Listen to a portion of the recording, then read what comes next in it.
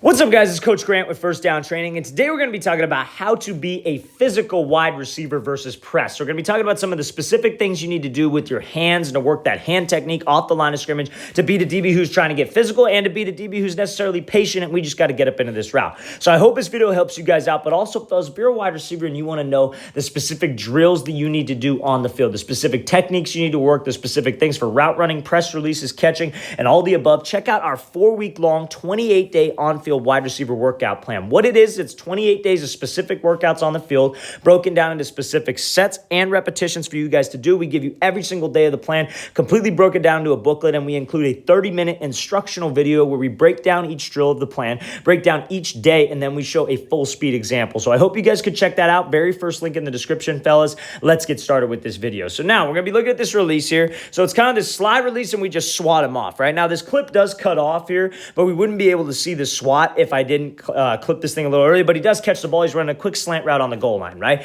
So the biggest things I want to talk about here is when I go and this DB's trying to get hands, right? We got to understand right off the bat that if I want to take an inside release and get to here, I got to beat his inside hand. That's number one. That's what I have to do. I cannot focus on, oh, I got to beat this hand, I got to swat that hand, and I got to do all this fancy stuff, or I got to work these specific moves. I just got to be able to get him off this platform and beat his inside hand. Because again, the whole point of a DB jamming you, the whole point of him getting hands in the first place is to disrupt timing with who? Is to disrupt timing with your quarterback, right? So if I can get his hands off, I beat press. I got off a press. Everybody thinks that getting off a press is this big, complicated thing. It's not. You got to make sure that you have a plan. You got to do that plan efficiently. But when it comes to your hand technique, we don't need to force anything, right? So now when we get to here and we get this DB off that platform, where does he decide to swat? He swats the back of his shoulder, right? So when there are a couple points of control that you want to attack on a DB. At least that's how I refer to it, right? Like if we're at the top of the route, and like let's say this DB's here and we got to run a dig, the points of control will be back of the shoulder, back of the hip, right? I like swatting by at the back of the hip because it's not as obvious and you're not going to ever get called for a flag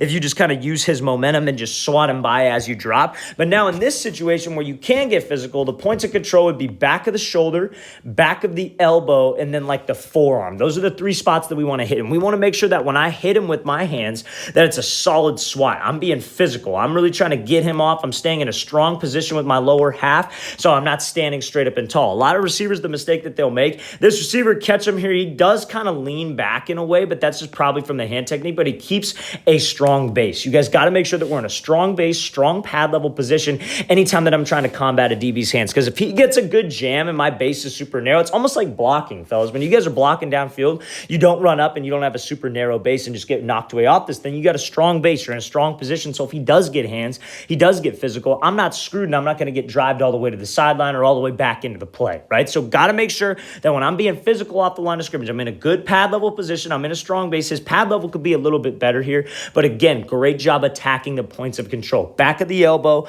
back of the arm, back of the forearm. You don't want to swat those wrists or that hand because he's just going to readjust. That's not a solid swat. And then back of the shoulder, obviously. Let's watch the thing again, full speed one more time. No, if I got to take an inside release, I got to beat the inside arm. If I got to take an outside release, I got to beat the outside arm. That's it. It's all about keeping timing with your quarterback. Let's watch it full speed. Great job sliding. Great job swatting him by, and then obviously accelerating up and making this play. All right, guys, we want to thank you for watching. I really appreciate it. If you guys have any questions at all, please don't hesitate to leave those in the comments below. Always appreciate the feedback. I try to get back to you guys as soon as I possibly can, so I always appreciate the new ideas, all the questions you guys ask. So again, thank you very much. And also, fellas, 4-week-long wide receiver workout plan on the field, specific drills you need to do for route running, catching, press releases, explosiveness, balance, all on a specific plan with an instructional video. Check out that very first link in the description. I'll see you guys next time.